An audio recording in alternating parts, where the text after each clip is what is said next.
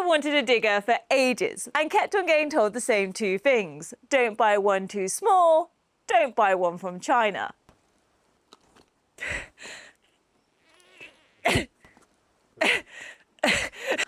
Well, this is both of those. But on Black Friday, this cost less than my bicycle, and I was online shopping after a bottle and a half of wine.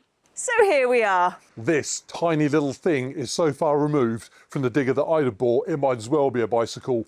My worry is it will tip over often and just not be very strong. And in future videos, I'm going to test both of those things to see if I'm correct. Right now though, it's got to be unpacked and put to work because there's a couple of urgent jobs it's got to attend to. Secretly, I hope it fails miserably, thus justifies me buying a proper digger. Jen hopes it succeeds and justifies shopping while drunk. So this thing is a CREX6M micro digger from Crytek Power. They are based in the UK, but this thing is clearly made in China. The last time I saw a 270cc petrol engine, it was in a vehicle that had a bloke sat on it who was bringing me burgers at 4 AM. And it cost £4,000. At least it did on Black Friday. It's now back to £4,800. It's still less than Jen's bicycle though. And yes, we paid £4,000 for this thing. We just went onto their website and bought it like anyone else could have done. For some reason, we don't get given a huge amount of machinery for free. No idea why. So, is it worth £4,800? First impressions, this is the cutest thing ever. First impressions are, the diggers that I was looking at had radios and heaters. First impressions out the way, time to read the manual and get it off the pallet. It comes with a toolkit. I was hoping inside the toolkit might be an instruction manual, but they are apparently instructions for using the grease gun, and I only know that from the pictures because it's all in Chinese. It literally has no instructions. How can there be no instructions? That makes no sense. Well, there's a little cubby hole in the front. Maybe they're in there.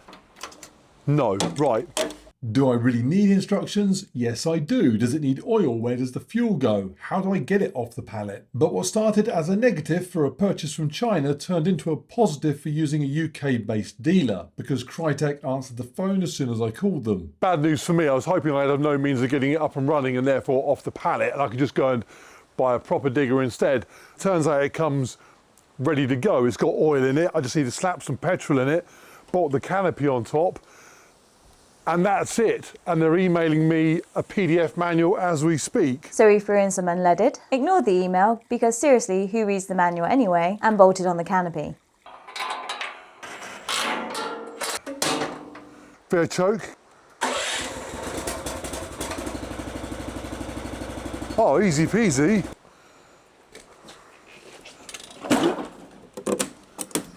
So I put the seatbelt on. Okay, I'm right at the limit of the seatbelt. You can see why the Americans don't like buying Chinese. Okay, here we go. Whoa! Okay, that's that. So that's that. That's my drive. Okay, that's left and right. That's my bucket. Okay, my headlight's on. This must be revs. Now this might be a good time to point out that we don't know what we're doing. Now that might already be obvious, but just in case, we don't. And I know some will not like that. Some will be very good at this sort of stuff and think it's shocking that YouTube gives a platform to people like us that aren't. Tough luck. Right, off the pallet, which was mildly terrifying, which means we can get straight on with the first job, which because of the weather that's coming, is vital we get done today. The job itself shouldn't be too much of a challenge for this. The challenge for this is getting to the job. This is the lane from our house to the land we have behind it. It's really, really steep and slippy. I'm going up it here in a 4-wheel drive brush cutter with the front diff lock on, towing our rock machinery trailer. It's impossible to tip either of these over. It's not impossible to tip over tiny diggers.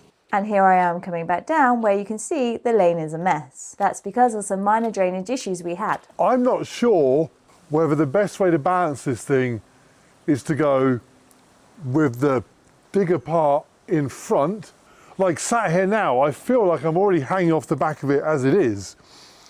You reckon this way? What if I spin the base around so that I go up nose first, but then I've got the digger blade at the back for more balance?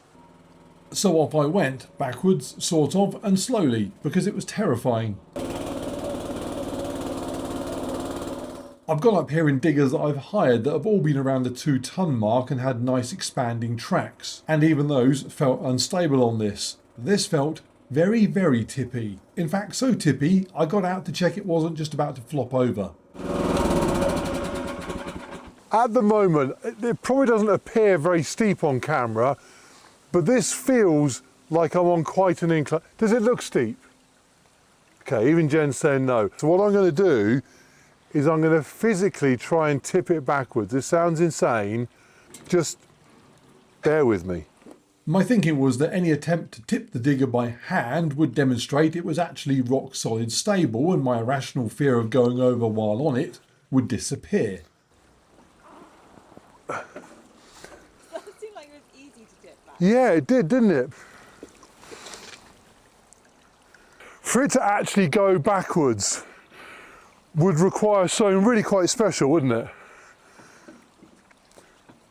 I mean, it's not, no matter what I do to it, it's not remotely likely to come back. I can't, okay. I don't know if that's reassured me or terrified me, but we're going to continue. If it goes backwards, all I need to do is keep hold of here, don't I? And stay inside the vehicle. And not sort of, okay.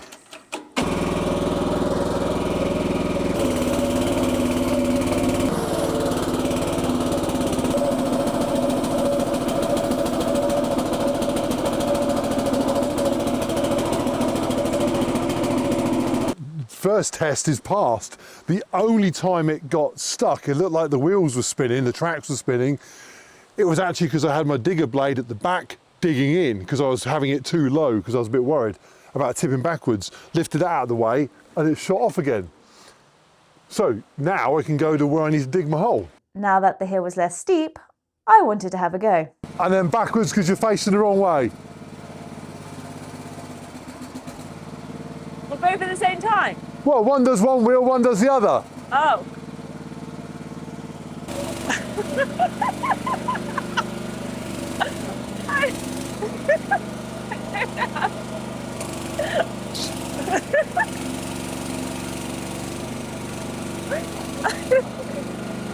I don't know how to swim. This is the first job for the digger. What we've got here is a lane that has a huge amount of water come onto it when it rains from the fields up above us. Underneath this lane, we have laid some French drain that takes a huge amount of the water that soaks down through it into a ditch just over here. The trouble is, when the rain is really heavy, it gets so saturated that some of it does what you're seeing here and it comes off the top and goes all the way down the lane, right the way down to the house and floods across the drive. And in about 6 hours' time, it's supposed to be torrential. So our plan is to dig a very simple little trench from here into the ditch where the French drain exits already, so that the surface water can join the water from under the ground and all go off down the hill there and not down to the house. So here is the water coming all the way down that we want to divert to go across here, under this little fence here, and into that ditch down there. Just need to dig out the bit where Jen's foot is. So to be fair to this little thing, it does work, sort of. It's a digger and it does dig. But, and the but, unlike the digger is big, it is jerky to use. Now I'm sure a lot of that will improve with more experience on the thing, but we've used larger diggers with diesel engines producing loads of low down smooth torque, and they just move with a lot more control. This little petrol engine needs a load of revs to generate the power to dig, and that just seems to result in a more erratic user experience. I suppose it depends on what you want to keep comparing it back to. If your mindset is, I could have hired a proper digger, you will be permanently frustrated. But if you remind yourself that you would never have bothered to hire a machine for a little job like this, and so you'd actually be here with a shovel, it does become easier to tolerate the fact that it feels like you have as much control over it as you do those arcade machines with the claw that grabs a stuffed toy.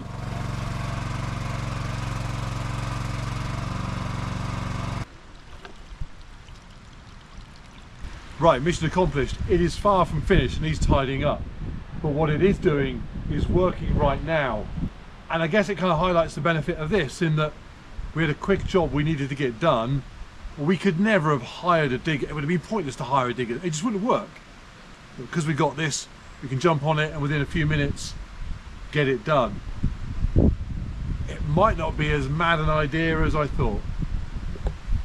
So it rained all day and all night, and all the water from up here has now gone down there. A complete success. I should shop drunk more often. It does need a bit of tidying, but no time for that because more rain is coming and we have other projects to do. That means getting to the other side of our property for the next challenge.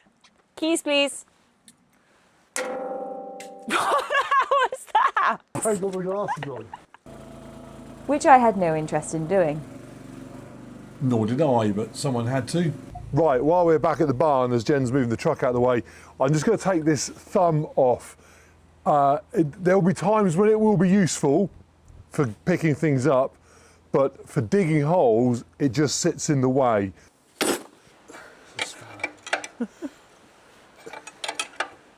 I need to read the instruction manual because there might be a way of retaining this up here that I can't see.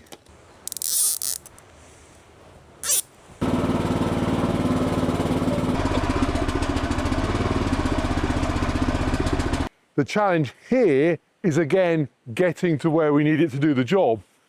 And it's mud this time. I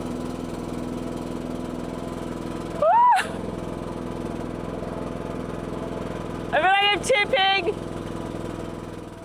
My worry was that its tiny footprint would cause it to sink into soft stuff like this, but I guess the fact that it weighs the same as a pot noodle is helping it to just float over the surface because it's really not struggling at all. So it can go to work properly now. So here's the problem. There's a stream just over there, but every time it rains, water comes down here.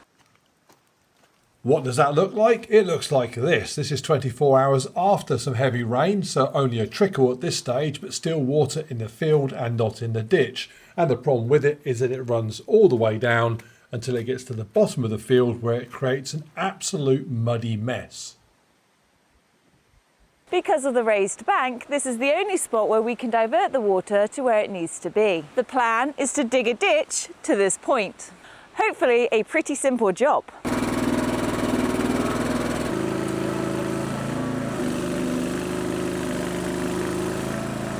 Turns out nothing is simple. Because this thing has such a short reach, because it's so tiny, I had to try and get as close to the ditch as possible to start digging. In a bigger machine I could have just worked from further back. Not so here, and that didn't feel very safe. This doesn't feel very safe. I might be stuck. A skilled operator will be able to push themselves out.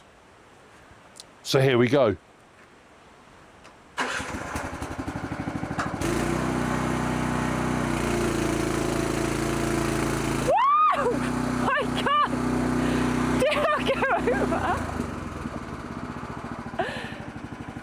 You are far from skilled. You're going to tip that over. Just going to hop out for a moment and assess the situation.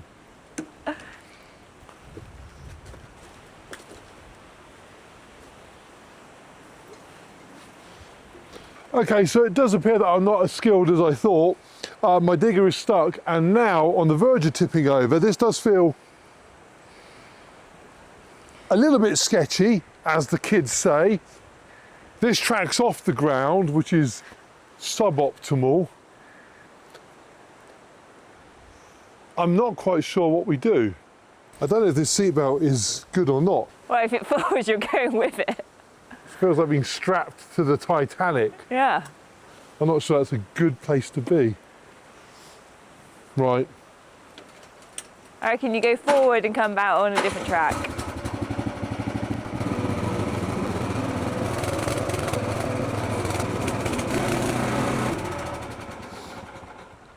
Okay, the issue is, I mean, there's many issues, but one of the issues is it doesn't have enough power to push itself out on the hydraulics on the front arm.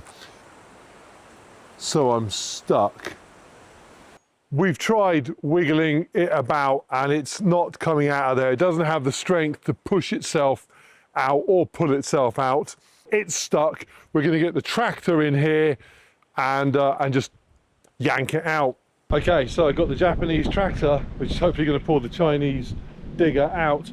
One issue is there's no obvious towing point on the back of this thing. I certainly can't see anything under there. So what I'm going to do is spin it around, pull it out from the front, going backwards, as it were.